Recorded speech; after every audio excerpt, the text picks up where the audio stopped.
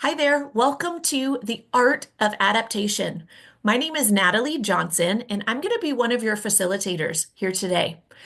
And so before we jump in, I want you to look around your workspace and identify anything that might be distracting.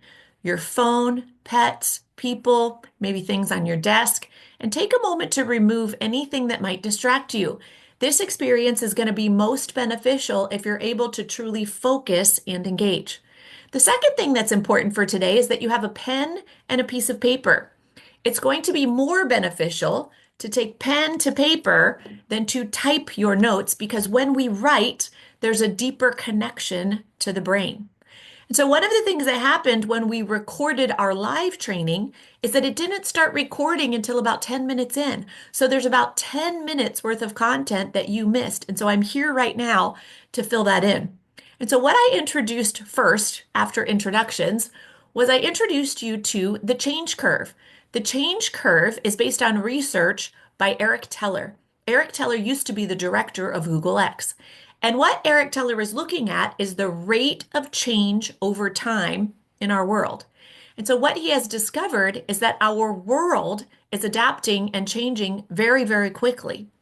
And our human ability to adapt to that change can't keep up. In other words, the change is happening at a faster rate than we are humanly able to adapt. And if we do nothing, if we just wake up and we just try and take on our day, take things as they come to us, get up and just go, what will happen over time is our ability to adapt will decrease because as we're trying to just take things as they come and try to adapt, we become overwhelmed. We become reactive. We become less efficient. And so today's experience is really about how do we learn and adapt quicker or at the same rate as the change that is happening. And next, what you're going to hear me doing is explaining to you what I discovered after looking more into who is this Eric Teller guy and what about this change curve is so important. And here is what I found. So, Eric Teller is no longer the director of Google X because Google X is not called Google X anymore. Google X is called the Moonshot Factory. And Eric Teller doesn't go by Eric Teller, that's his real name, but what he goes by is Astro Teller. So Astro Teller runs the Moonshot Factory because he is now the CEO. He's no longer director, he's the CEO of the Moonshot Factory. And his title at work, even though he's the CEO, his title at work is Captain of Moonshots. So Eric Teller, who did the research and created this change curve, is Astro Teller, captain of moonshots at the Moonshot Factory. So I again went down this rabbit hole of what are they doing at the Moonshot Factory? What is happening here? Because it sounds pretty radical. And here's what I found out. At the Moonshot Factory, they conquer moonshot challenges, which are problems that require radical solutions. And Astro's team is made up of entrepreneurs and geniuses like himself, rocket scientists. They work with artists, marine biologists, investors. It is the only team in the whole world where they get together and collaborate with these type of professionals. And again, what they're doing is they are conquering moonshot challenges that require radical solutions. So it got me thinking, this requires a radical solution. The fact that change is happening at or faster than we are able to adapt requires a radical solution. And so, just based on what I've learned over the last year or two around change, what works and what doesn't, radical change to me is that maybe, just maybe, instead of being more innovative, more creative, getting more change experts, maybe the radical answer is we actually need to subtract.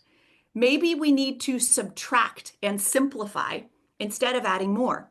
And maybe, just maybe, the most radical thing about strategies so that we can adapt faster, learn quicker, and be more resilient is that it's not that radical at all. Maybe what we need in order to learn faster, adapt faster, and maintain resilience are things that we already have. Perhaps the way that we move towards learning quicker and faster is to do it individually and together. And the way we do that are things that we already know. Perhaps we're all already prepared around how to do this, but we just don't know it yet. And so today, that's what our experience is about today. We're going to be introducing you to practical strategies that will help you learn faster, that will help you adapt faster, and also help you maintain resilience for yourself and your team. And so that is what Todd and I are going to be covering today. And so with that, I'm going to hand it off to the Todd Cronetti, who's going to jump in and get us started. Thanks, Natalie. I appreciate that. For everybody out there, thrilled to be here today. Excited about this opportunity. My name is Todd Cronetti, and I am a facilitator and coach for Vital Work. And it's a team that I love being a part of. And again, really excited to be here today and talk a little bit about the art of adaptation. And one of the things I think it's important when we refer to something as an art, we need to keep in mind that means it's going to look different for all of us. We're going to express ourselves differently. We're going to choose to adapt differently. And with the support of one another, though, we know what the effective strategies look like and how to get the most out of that. So if we can move to the next slide, that'd be great. So there's the quote we're going to put on the screen here that came from the Harvard Business Review, and we are living in a day where it feels like change is happening, as Natalie said, at an explosive rate. It's outpacing what we feel like we can wrap our brains around. It feels like there's something different almost every day, and we're talking about some big picture things that are weighing on people.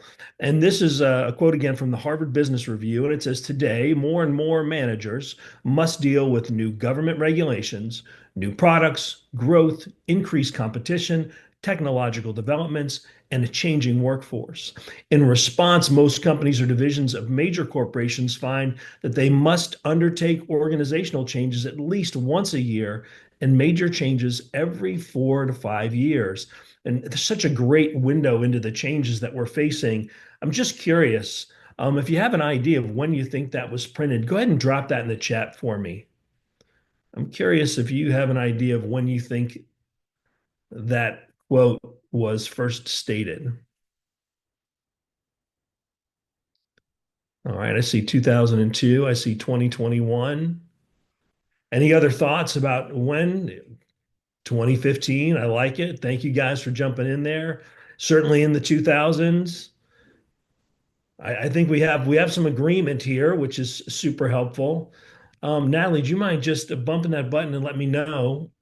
So this is a quote that came from and I saw somebody just go 1978, beautiful. Um, this is a quote from 1979. And one of the things that's really important when we talk about adaptability and the need to change is it's possible that the only constant in our life is change. And that the need to be adaptable is a life skill. It's not just something we need at work. It's not just something we need outside of work. The ability to be adaptable, to adapt, to improvise, to overcome in difficult situations is a skill that we all need.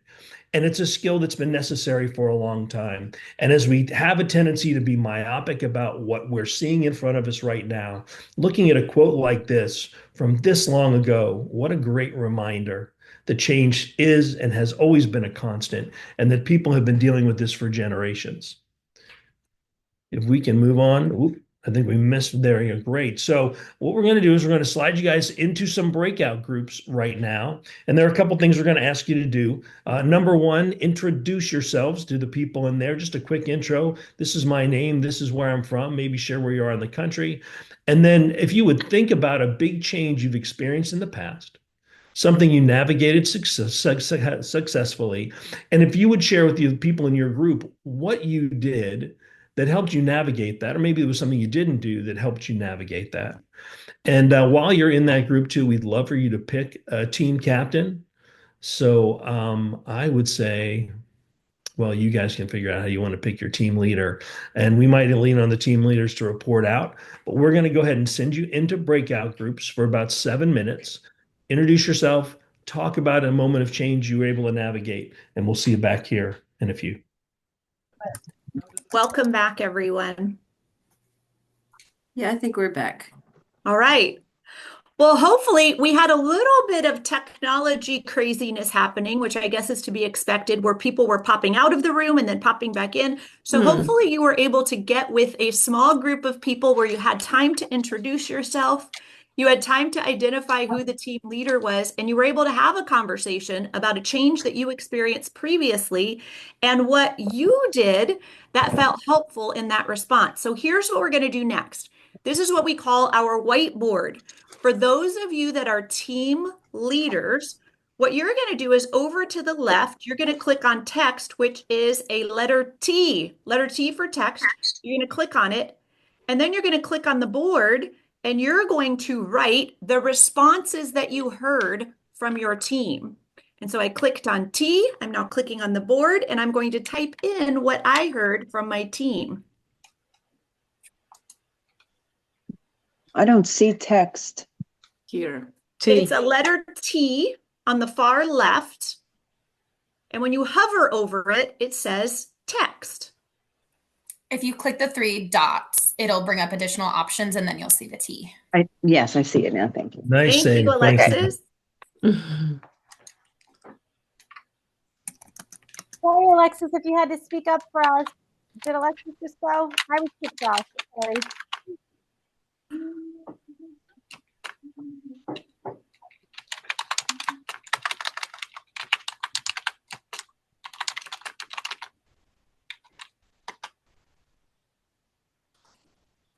It's great seeing all these responses coming in. I think we have some in the chat as well. I'm a bit challenged with typing in my text box from my It's phone. okay. We're big effort people here. Just keep at it. And Adeline, feel free to put it in the chat if it's easier. I have it in the text box, but I can't enlarge the text box. Can somebody make my box bigger?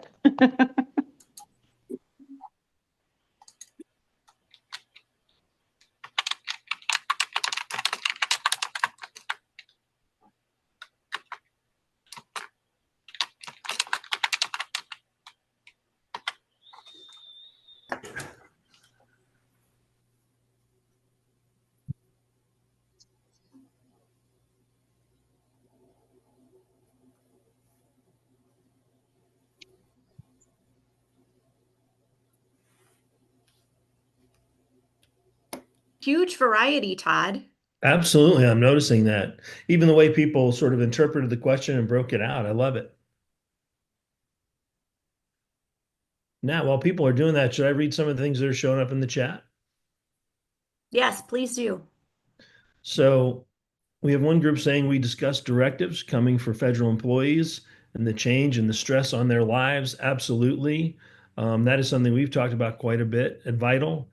Our own Lorraine Williams relationship building and reaching out to previous colleagues, and it was shared in their group. Nat, if there's anything interesting that jumps out on the whiteboard, I think we should read them out.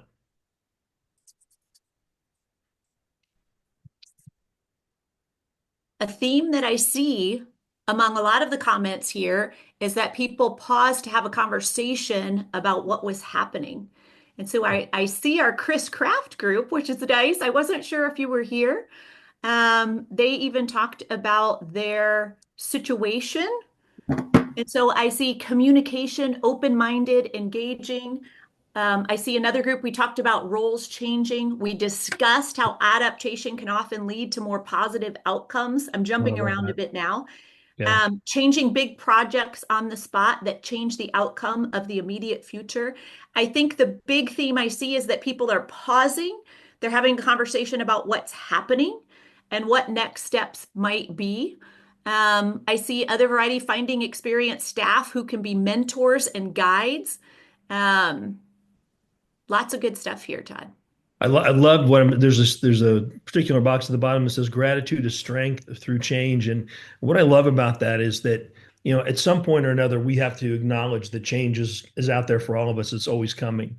And so to have a strategy, to say we're going to lean into gratitude, to say we're going to lean into taking time to ourselves, whatever it may be, but to have a go-to strategy is a really powerful way to feel like change doesn't happen to us.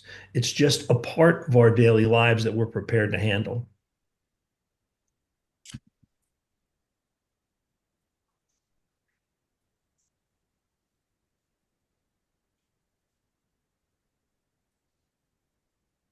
All right. So we're going to move back into the deck here. And I'm going to move us ahead a few slides because, sorry, get us up to speed here. And thank you for taking time in the breakout groups. We really appreciate you guys participating in that way. And so this question on the screen right now is a big one, right? Why is change difficult? And what I'm going to do is I'm going to share two answers here in just a second. And then I'd like you to populate in the chat if there's a problem that you feel like falls into these two categories, which of the two categories? So I would like you to think about some of the things that feel like they're challenging or difficult in your life right now, specifically related to adaptation. Just take a few seconds to let some of those ideas soak in. What might feel hard? What might feel like change right now in our lives? And the first category that I'm going to bring up is fear of irrelevance. Is change in some way or another causing us to feel irrelevant in the work that we do or less relevant than we once were? And I know that we have some research that was sort of cited here from Brene Brown and her research around shame, and that oftentimes when we begin to feel less relevant, and this if we're going backwards at work, or if people are more relevant, there's shame attached to that because we feel like we are less than maybe we should be. And so if you feel like relevance is something you're struggling with, I'd love to know that, and you can share that in the chat. We actually see this quite a bit in Florida, where a bunch of us vital folks are based, where really successful people from really remarkable careers come to retire, and all of a sudden they're not connected to work in the way they once were. And that feeling of irrelevance is a huge challenge for them. And so we also, it's a great time to remind us that we don't ever want our work to be who we are. We want it to be what we do. The second form of change that can be challenging is this fear of being uncomfortable. We don't like to be uncomfortable. We're going to talk about that in detail in just a minute. So if you would take a minute, and if you feel like the challenges you're experiencing right now are due to irrelevance or being uncomfortable, please put those in the chat. We'd love to hear what it is in those two categories.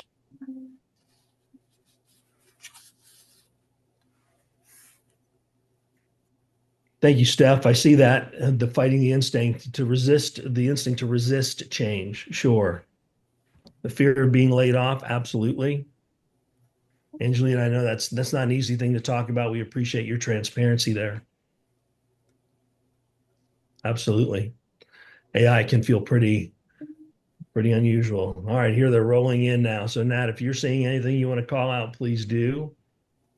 I think I'm noticing something more in myself, which was, this conversation around it's a fear of irrelevance that I don't want to change. Sometimes that's not even conscious, it's kind of unconscious. And I kind of felt that in myself, that my first response was, no, I just don't want to change. It feels uncomfortable. But then I thought, well, why? Why do I not want to change? And some more stories floated to the surface around what if I don't do well in this new avenue? What if I'm not capable? What if that new change doesn't require as many of my skills? So it was kind of an afterthought for me that, fear of irrelevance, nah, that's not it. But after pausing for a moment, I realized, yeah, that actually is it. That's what creates the discomfort for me personally. I'd love to speak to some of the responses in the chat. Number one, I just appreciate how transparent these are. And they run a wide range. Some are related to family, some are related to work. Some are related to having to learn new things that other people may do better already. And all of these things are the kinds of things that can unsettle us and make us feel like we need to adapt. And the other option is that we don't adapt, that we try to stay the way that we are. And unfortunately, it's a little bit like if we're running a marathon. We think that we've stopped and just stood still for a minute, but people continue to move past us. If we do stop, if we're running a 5K, a marathon, whatever, there is no staying still. It's either moving forward or going backwards, and we have this terrible sense that that's how work is.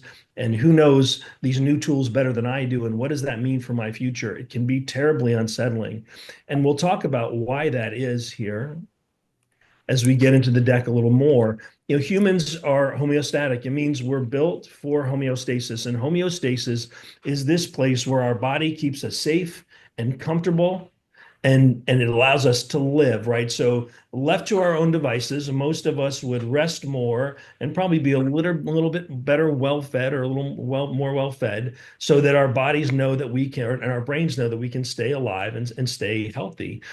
And one of the things that homeostasis does is it hardwires us to seek comfort, to seek places where we're settled and we're comfortable, and change is the exact opposite of that.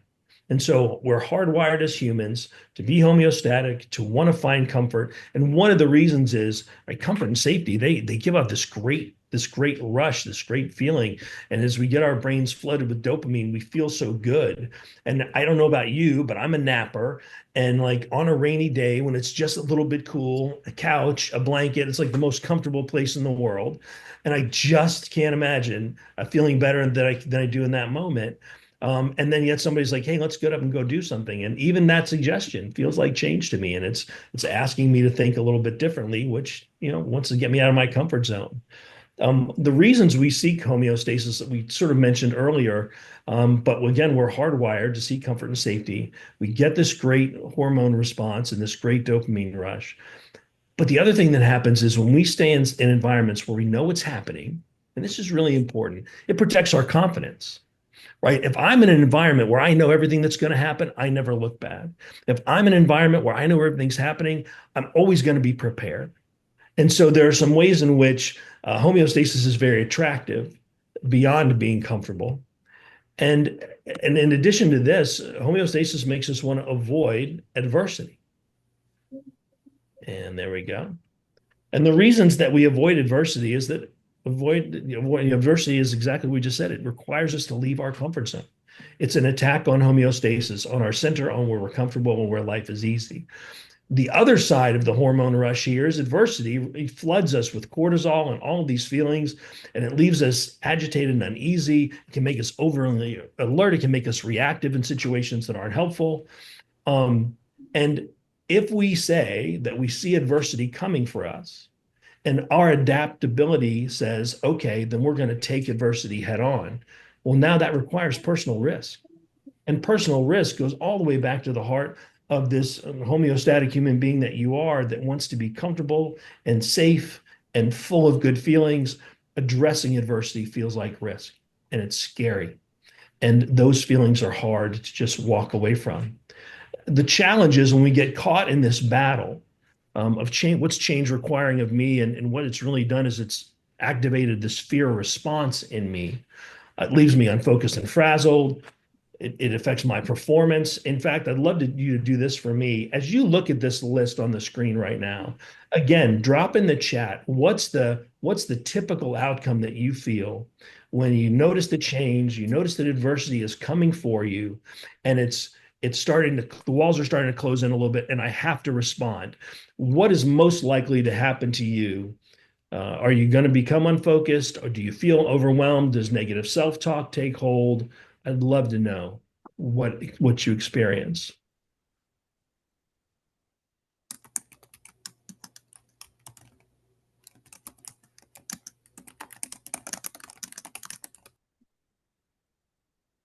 I see unfocused and frazzled from a few folks, overwhelm.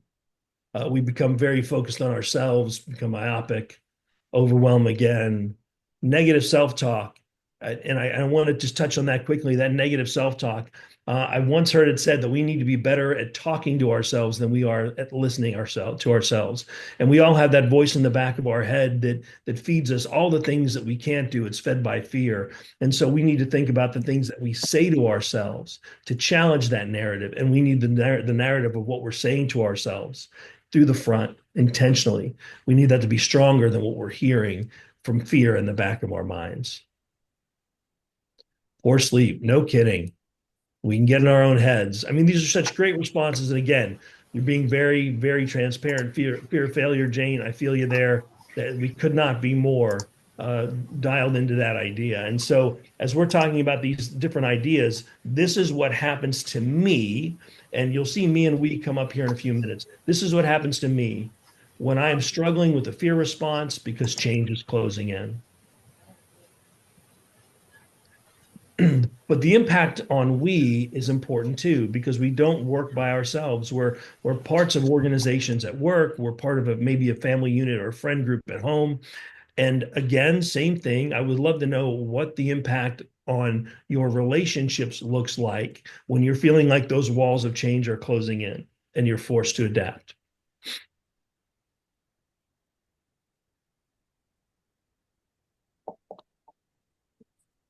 I know that for me, I have a tendency to ignore that it's happening and just try and keep going sometimes as if it'll go away, as if I'm going to go to bed one night and wake up and all these things have fixed. But I do see a lot of the sort of unproductive drama, gossip, conflict as well. And I'm looking in the chat right now to see what our friends have to say. Another procrastinator. Yes, Jenny, I get that. I saw, we falls apart and every man for themselves. Really, really good thought that we start to almost devour ourselves inside of an organization. And again, a worrier, Stacey, I tell people all the time that if you want to know if I'm worrying, check to see if I'm breathing. It is my great life challenge. Less energy, really important. Disengagement. Yes, fighting against, fighting for. Those are both really, really good thoughts, Leanne. Thank you for putting those in the chat. And again, one of the things we need to make sure we understand is these are typical responses. These are normal responses. People battle with these things all the time. And so we shouldn't be necessarily beating ourselves up for the fact that we have these feelings. We should be thinking about how we're going to respond to them as we go through the adaptability conversation. At Vital, we love this quote from Peter Drucker that only three things happen naturally in organizations: friction, confusion, and underperformance. And the rest will require leadership, which means when we're feeling like the pressure is there to adapt, when we're feeling the pressure is there to change, oftentimes in an organization, these are the things that happen. If we want a different result, we need strong leaders who are prepared to face this need for change and do it in a positive manner. And adaptation requires a couple of things. It requires that we learn at or faster than the current rate of change. And that's hard. We're already doing so much. We think about our lives being so full. How can I learn at or faster than the rate of change? Well, number one, I have to be able to self-regulate. I need to have enough emotional intelligence, not only to recognize my emotions, but to regulate my emotions. And the second thing is we need to be in connection with each other. Think about the ability to not only delegate, but perhaps even scale emotionally to other people who can help us work through these challenges. We noticed in the previous comments that oftentimes people turn inward in times like this. We need to really turn outward and look for other people who can help us along the way. And one of the things I would encourage you to do is learn how to reset. I'll share a quick story and we're going to move on to the next section. But one of the things I used to do for a nonprofit in Tampa was spend a day in training camp with the Tampa Bay Rays every year. And they had a pitcher a couple of years ago who had won the Cy Young Award, which is the biggest pitching award in all of Major League Baseball. And we asked him how he handles big moments. And he mentioned that every baseball field, every park he goes to has two foul poles. So when something bad happens while he's pitching, he steps off the mound, he finds one of the foul poles. He reminds himself that what just happened is just a part of the game. Seeing something familiar centers him, clears his mind, and steps back in. And that's his reset process. We all have things that we might do to reset. We might get up and take a walk. We might seek out somebody to have a conversation with. We might just focus on our breathing at our desk. But having a reset protocol is hugely helpful, because when the walls feel like they're closing in, when change is coming for us, when adversity is coming for us, we need to be able to step away, take a deep breath, and think about how we're going to plan to respond in a way that's positive and is healthy. Nat, I'm going to stop my share and come off. and hand it back over to you. Thank you, Todd. And while we're switching over, I would love to hear from some people in our audience around what are some of your reset strategies. Specifically, what are reset strategies that you can do quickly and efficiently that don't take very long, but it allows you to get some emotional and some mental recovery while you are resetting? What are some of the strategies that some of you already use?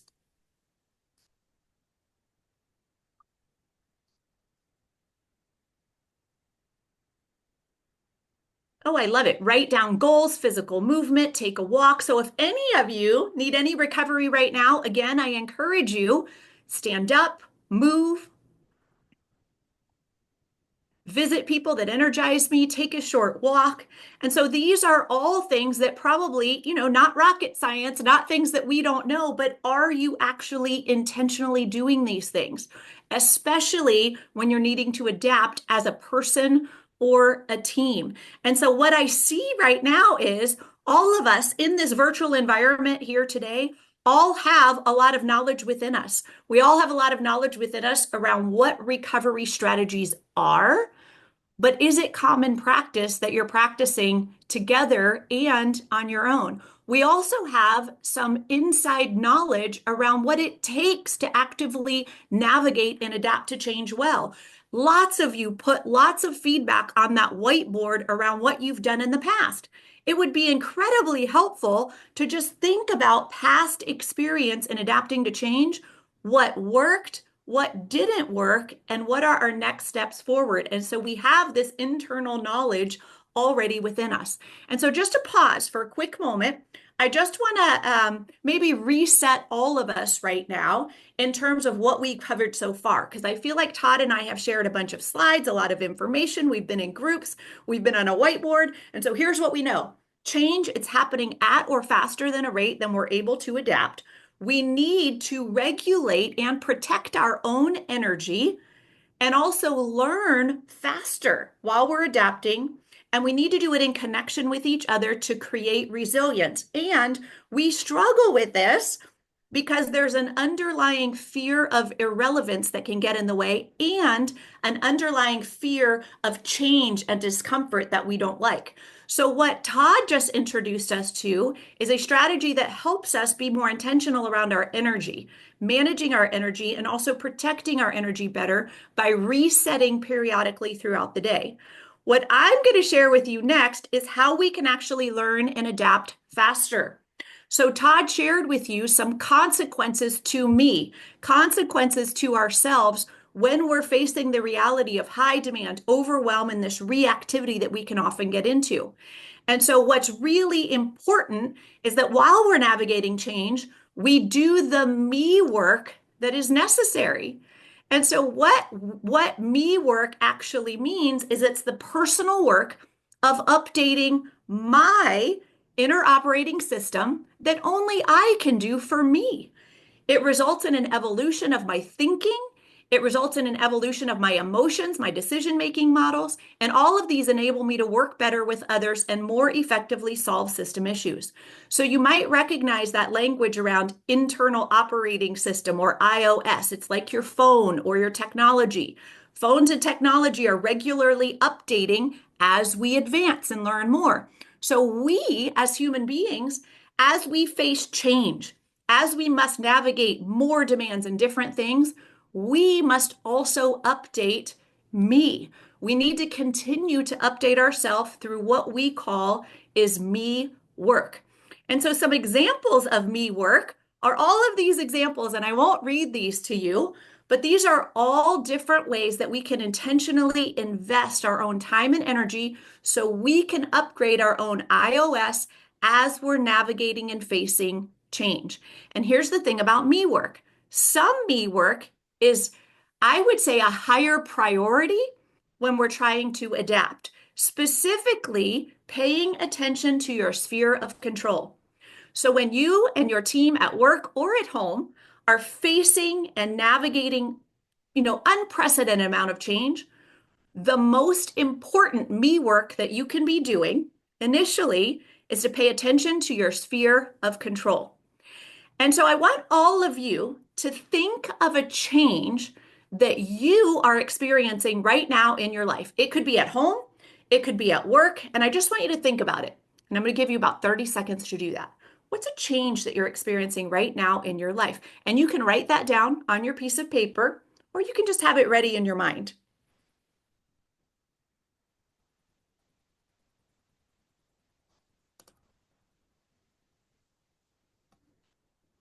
Now, as you're thinking about this change that you're experiencing right now, what I do want you to share with us in the chat is, why does it feel difficult? Why does the change that you are facing right now feel difficult to you? And I'm looking in the chat for your responses. Why does this change feel difficult? I'll share personally that the change that I'm experiencing personally and professionally right now feels a little bit out of control. A little bit out of control, like I can't control it. It just keeps coming at me. Oh, I see good responses because I'm doing it by myself. Maybe I'm not knowledgeable enough. It's a new role that requires new skills. So, Jeff, lots of new learning, unknown things, not being knowledgeable enough, uncertainty. Despite my efforts, it is out of my control. Absolutely. It's new. I don't understand. It goes into the unknown. Yeah, this is great. So I see a theme of lots of things that are unknown. Um, oh, focus on the what ifs. I hear you, Beck. Um, oh, Tim, yes. Saying goodbye to a pet, new relationship with children as they're growing older. Yes. And so lots of reasons, valid reasons why adaptation feels difficult, which makes it even more important for us to focus our energy on where it's going to be most helpful for us. And so I want all of you to think about sphere of control in general. So here is what we know. There are things around this change that we're facing that we can't control. We can't control any of it. As a matter of fact, the change feels like the change is kind of being put on us. We're not bringing in the change, it's just being put on us, and we can't control it. There's also change that we might be able to have an influence on. So we can't control it, but we do have some influence depending on our formal leadership role, depending on where we sit within our family. We might have some influence. And then there are things that you can take charge of. You do have control over some things. And so, what I'm going to have you do next is on your piece of paper, I want you to write down, create 3 columns. As you're creating these 3 columns, label them. First column, this is what I can control in my circumstance. Second column, this is what I cannot control. I have no control. Third column, things that I might be able to influence. Now, this is a personal reflection activity. And I want you to consider the change that you are currently facing and list all the variables that you can think of in these appropriate columns. So I'm going to give you about 2 or 3 minutes to do this and reflect on your own.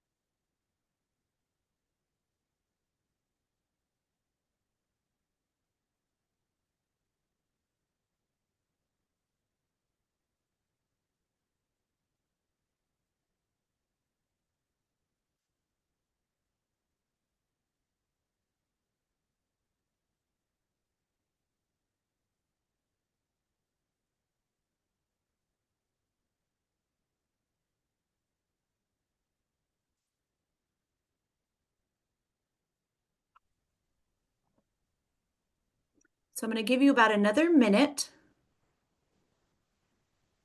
Really think about it. What is it that you can control? What are some of the things that maybe you have an influence over? And certainly, we probably know what we can't control. So I'm scrolling through looking at people who are on camera just to get a sense of if you've had enough time or if you're still looking down and writing.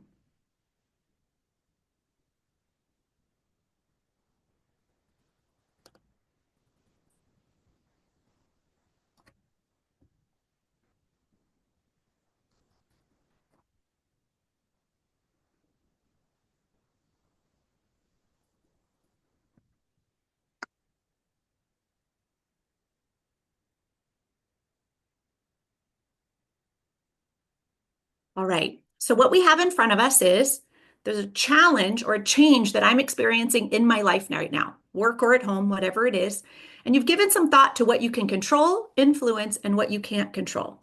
What we're going to do next is I'm going to have Haley send you back into the same rooms with the same team, the people you already met, and I want you to share. What is in your cannot control column? What is in your might influence? And what is in your can take charge of column? And so for this activity, I want you to be intentional about who your team leader is. I want your team leader to be the person that woke up the earliest this morning. Who woke up the earliest this morning? That's going to be your team leader. And if I call on you, that will be the team leader that will share the conversation. Welcome back, everyone. Hopefully that was enough time to find out who woke up earliest this morning and also hear about that experience and really looking at your sphere of control. So I would love to debrief by hearing from just a few groups. And I'm going to start off by looking at room number 16. Room 16 had Danny Manzano in it with Lizzie and Luca B. And also Cindy, but it looks like Cindy left. Who in that group woke up the earliest this morning? We didn't figure that out, Natalie. We're going to say We it was got you, Danny. we got some Eastern people and some Western people, so I guess the Eastern people, we figured that one out. Well, Danny, do you mind speaking on behalf of your team? Sure, I don't have a problem. Did Cindy leave? Because she was our captain. Oh, she did leave. I see that she either got booted out or she did leave. But we're gonna delegate to you, Danny. Okay, yeah, not a problem, not a problem. Well, I guess there's a lot of times we have fear, of new things coming up, and there's a lot of what are things that we can control, is the activities, the things that we do, and whenever there's change, you can Bless take you. it upon yourself to just make it happen, go that extra step, and that you can control, and you can determine what your goals are. You could determine what your future is immediately. Things that you cannot control, obviously, are the people, um, regulation. You can't control regulation, even though you can talk about it. You can't really control it. You just have to navigate and move around that, and make it happen for you, make it work for you. And obviously the government, whatever the government does is, you can have a take on it as part as a personal opinion, but what really happens is, things that you cannot control. And what things that we have in the might influence column is, mindsets, whatever, what the way that you go and navigate around change. Um, eh, some Even though you cannot control the people, you can influence their mindsets, and eh, people of your team, you can make them follow you, or people outside of your team, you could make them change perspective. So that was kind of our opinions. Danny, thank you so much for sharing. I have one more question for you because I think what I heard you say was one of the things that we can influence is the mindset of other people. And absolutely, you can influence mindset, but whose mindset do you have control over? Yeah, well, not any no one's, but I think, sometimes the way you talk, the way you act, the way you present your goals, or the way you're navigating change, can make other people, like I said, within your team or maybe even outside of your team, change their perspective, and whatever you're trying to accomplish, changing that mindset helped you complete that change. So that's kind of what we're how we were looking at it. And who influences your mindset, Danny? Uh, no, I mean, uh, my mindset, it just me. Yes. Yes. That. Yes, absolutely. Yeah. And so, one of the things that we can control is our mindset so that we can then show up, and our mindset is then going to influence the mindset of other people. Now, we can't control other people's behaviors and their mindset, but we can certainly influence. Our emotions are contagious. And so, really being able to take more charge of our mindset can really be helpful in influencing other people. And that can be a good investment of our energy. And so, I hope that all of you, thank you so much, Danny. I appreciate you letting me pick on you here today, and I'm glad you're here. Hopefully, you were able to share with other people in your team and clarify at least a little bit more. What are the things that I can't control? Can't control other people's behaviors. As Danny said, you can't control the government, you can't control regulations. What are some of the things we might influence? Well, I can influence other people on my team at home. I can influence other people at work. Can't control them, but I influence them. And what is it that you can take charge of? My mindset, my behavior, my energy, and the way that I want to show up in the world. And as we're navigating these challenges, how is it that I want to show up in a way that I can be proud and influence other people? And so, to summarize, the only thing that you can fully control and the thing you can always control is you. When you focus on taking charge of your thoughts, emotions, and decisions, you feel less stressed. And I think that's so important. When you pause and you do the me work of focusing on what can I control, it feels a lot less stressful. And you then become a person who has the greater and more positive influence on people and things around you. And it's unfortunate but also true that when we are facing change, when we are trying to adapt and we're in that reactivity that Todd talked about, it's unfortunate because what we end up doing more reactively sometimes is we ruminate on, complain about, or try to control the things that we can't control. And that depletes our energy and it increases the stress response. And so we're just ruminating and expending energy that is wasted on people and things that we cannot control. And so the me work we wanted to introduce you to today was sphere of control. But the second part of this that helps us, really helps us in adapting and learning faster is when we prioritize connection with each other through we work. And so Todd shared with you consequences to me and consequences to we on our teams around when we have some of that fear of irrelevance, when we're feeling stressed, when we're reactive. And so it's important that we're doing our me work that we already talked about, sphere of control. It's also really important that we're doing the we work. We work is the interpersonal work that we must do in connection with each other. This is the work that results in healthier relationships and an ability to navigate the system issues more effectively as a team. So, as change is coming our way, what we sometimes reactively do is we isolate, head down. This feels stressful. Let me just isolate, get in my office, and go through the checklist and get some stuff done. But that doesn't help us. That actually hurts us. We are more resilient in community with each other. And so, the we work that is necessary to adapt to change I'm just listening requires that to we what do this work in connection with each other. And this is with at least two people, maybe more. And so when we think about we work that is helpful, here are examples of what we work actually is. We incorporate purposeful moments of personal connection during conversations, during meetings.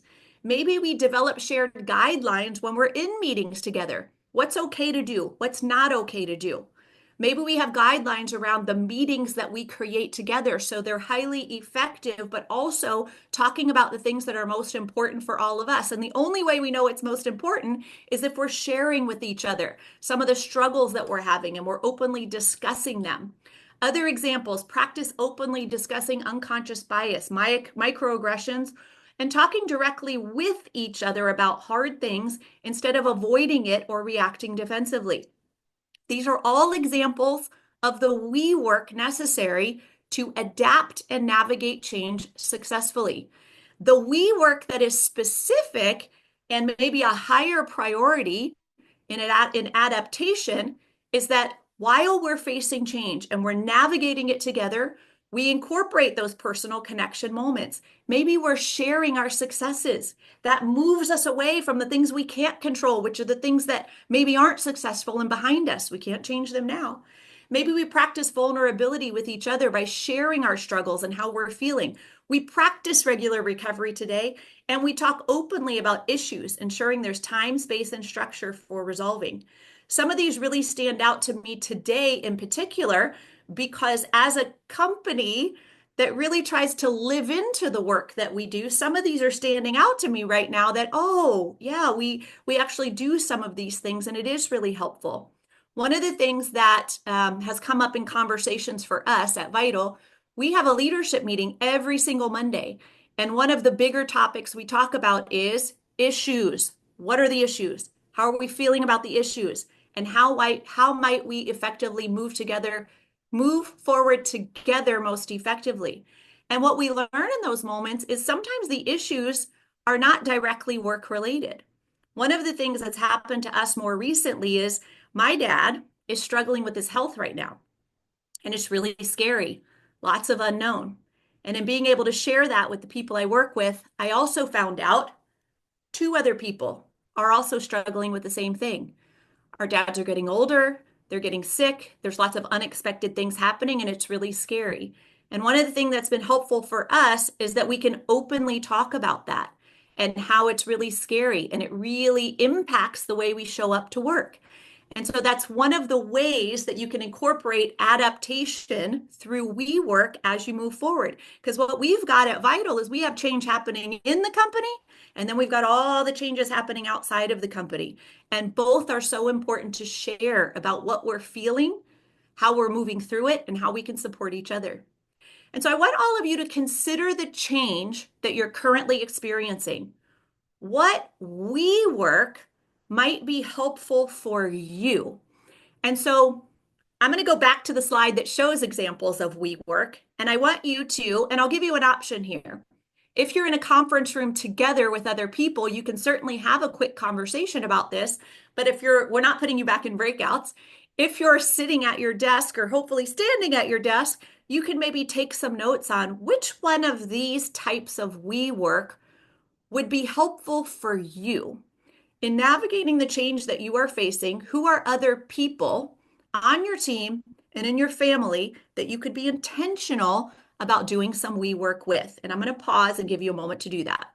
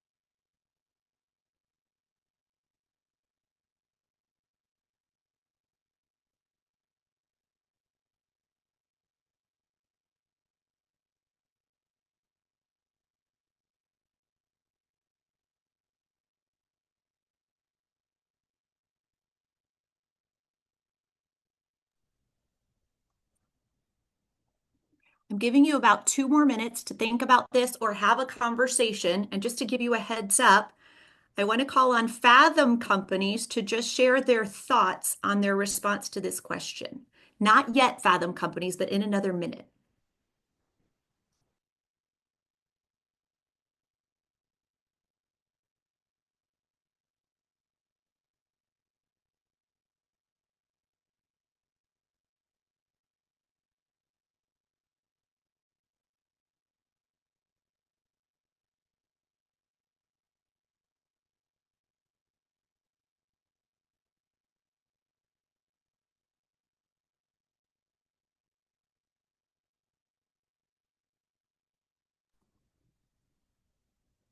Another 30 seconds. And as you're finishing up your thoughts or your conversation, please go to the chat and share. What is the we work that would be helpful for you as you are navigating the change that you're currently navigating? And so Ginny, I think it's Ginny Hussey.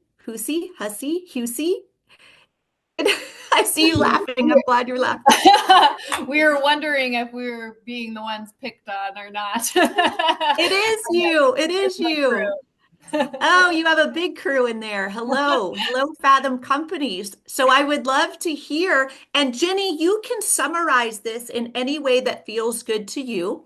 When Sure. you're in the room with your team, what is some of the we work that would be helpful for all of you? Yeah, well, I think for us as a team, honestly, this session today is kind of part of our we work. So we get together and just have some open and honest conversations. I would say this group has been together for a good amount of time. So we're pretty open and vulnerable and share what might not be going on so right or where we might need help. So I think our open communication is something that we're all pretty good at as a team overall. We have a good sense of company values that help to guide us in some of those conversations or needing to adapt in certain situations. I also think we do a good job of celebrating successes as well. So it kind of keeps all the pivoting and the changes that happen in perspective, because we do like to have some fun and make sure we're focused on positive pieces at the same time. Thank you, Jenny, and thank you, Fathom. I think what I heard, Jenny, is that when looking at the we work that's really helpful as we're navigating change, you notice that, wow, just doing what we're doing today is helpful. Getting together, learning together, having the conversations. And the other thing you noticed was, wow, some of these things we already are doing. And so it's just reinforcement around one of maybe perhaps the reason that we are open and vulnerable and we communicate so well is because you're already doing some of the we work that's really helpful. Did Yep. I miss anything, Ginny, or did I get that accurate? No, I think that's accurate. I like what you said about just approaching your meetings with starting to talk about issues, because I think sometimes it can be uncomfortable to bring those out in the open. So maybe something thinking about our team to work on to just feel comfortable about just getting it out there, what might be challenging, because our strength and collaboration usually leads to really positive outcomes and an ability to adapt to things together. So yeah, I think kind of bringing some of the conflict or issue to the forefront would be good for this team to do more of. Yes. And Ginny, I'm going to add one more thing, and this is just based on a personal experience that we've had with our team, because I think you said a couple things there with it that we'll start with issues or we'll bring issues to the forefront. I would recommend that you absolutely make sure you're talking about issues and talking through how everyone is feeling, but I wouldn't start with the issues at the beginning of your meeting, because that can sometimes feel abrupt that we come into the meeting or what are the issues?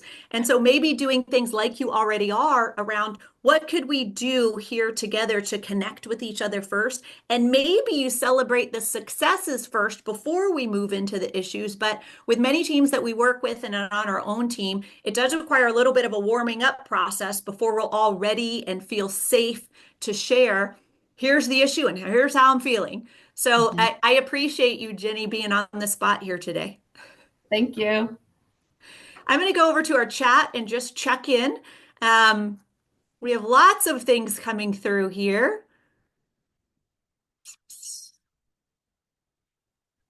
Lots of conversation in the chat, Natalie, around really this conversation, this piece, this transparency piece, to be able to bring those ideas forward.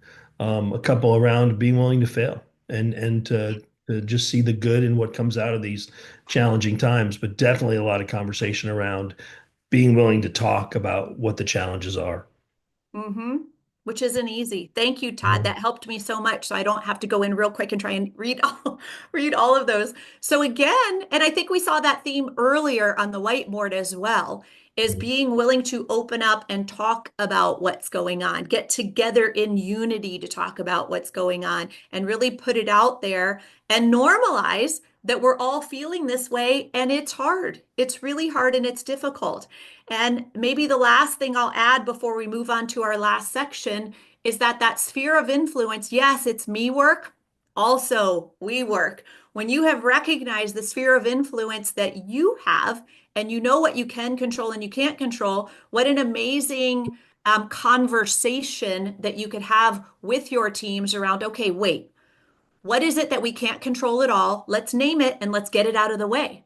And now let's all dig into what do we have influence over and what can we actually control? So, sphere of influence, yes, me work, also we work. And so, when we are all doing our me work and our we work together, it moves us as individuals and teams from reactivity to being more responsive. And so, ourselves and our teams are now pausing when is necessary. We are more present. We are better listeners. We are listening with the intention to support other people. We are asking questions because we are curious and we are being generous in our interpretation of other people. People are checking each other's egos. And so when we're able to move from reactive to responsive, we are able to adapt and learn faster. We're able to also connect with each other and create the resiliency that is necessary. And so, the final part that I'll share with you today is the system issues, the changes that are happening. And so, it might be new changes coming your way, or it might be just these existing system issues that have always been here within the organization or the team. System issues relate to the work we must do to attend to the challenges and issues that inevitably arise during adaptation. We address system issues better when each person is doing their me work and the group consistently does its we work. Examples of system issues. These are all issues that we're seeing out in the communities and with our clients that we're working with, and we're also experiencing these. And so these are just examples of system issues, but what's most important to note is when we are doing our me work and our we work, we can then come together and we can navigate those system issues faster, more effectively, and in connection with each other. And so I just want to quote as I'm getting ready to hand back over to Todd. This is Rebecca Johnson. She's here with us today. And one of the quotes that we love from Rebecca that feels so important today is that with our clients, we often hear, well, our people are our greatest assets. And while that's true, we can take this, and we, meaning all of us, we can take this idea even further because it's really that the relationships between people are your most valuable asset. It's through relationships that all the biggest business challenges are addressed and that all the most remarkable business endeavors are accomplished. So thank you, Beck, for your wisdom and your quote. And I'm going to go ahead and hand it back over to Todd to finish us out. Sure, Nat, if you would put up that quote for me, that'd be wonderful. Thank you. You know, I mentioned before that change comes, adversity comes, and it often creates this uncomfortable feeling in us.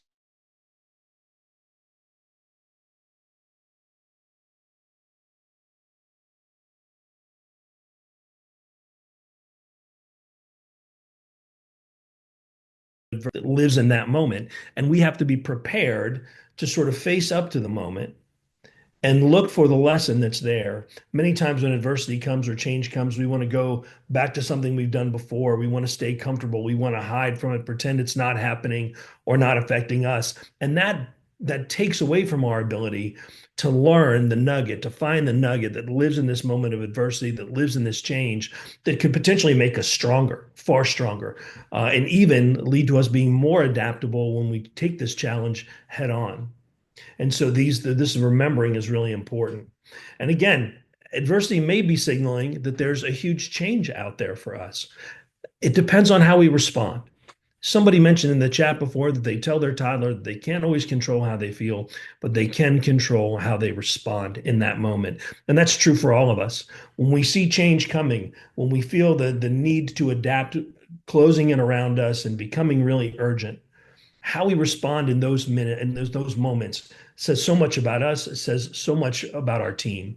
And so let's be ready for those moments. Let's be prepared to embrace the adversity that comes and the change that's coming, because on the other side, there's an opportunity to experience excellence in a way that perhaps we've not before. So Natalie, if we can go on there.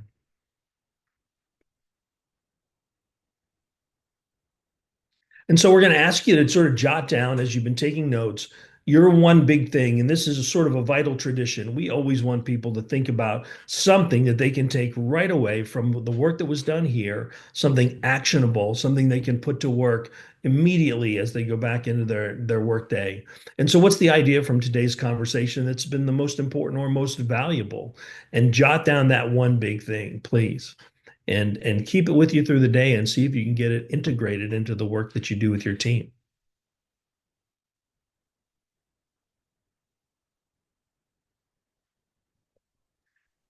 And I'd love to see what some people's one big things are in the chat if you're willing to share. What stood out to you today as something that you could do differently moving forward that's going to help you personally and also might even help other people around you adapt to change differently, hopefully better and more effectively? What is something that stood out to you today?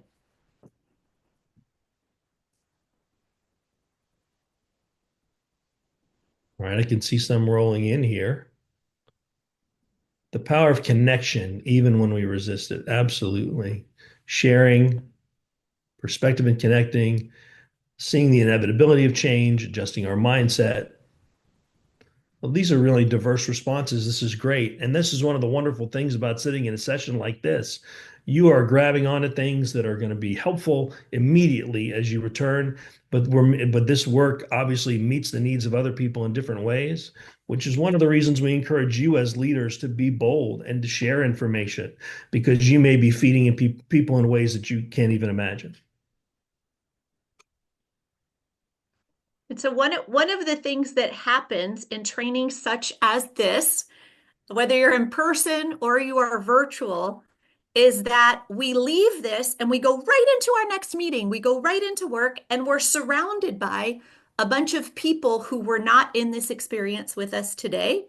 And so we want to provide you with a resource. And so the resource does two things. The resource is a summary of what you learned today. That's a nice visual so you remember what you learned. So certainly a great reference for you.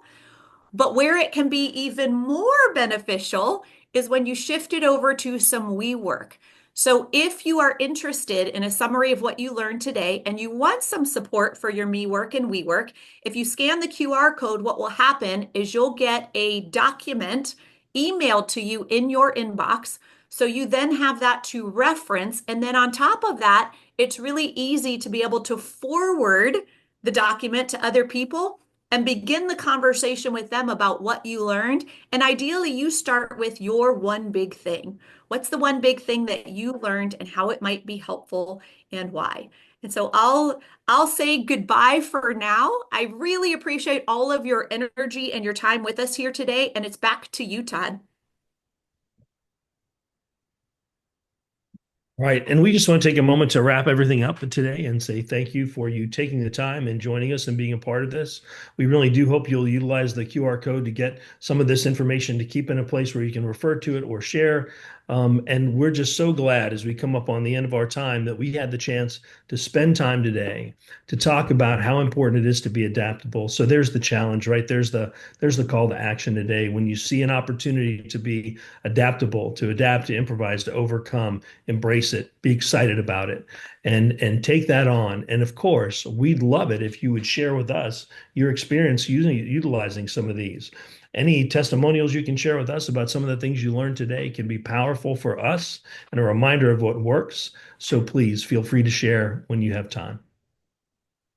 And Todd and I will hang out here. If any of you have questions or comments, we love feedback.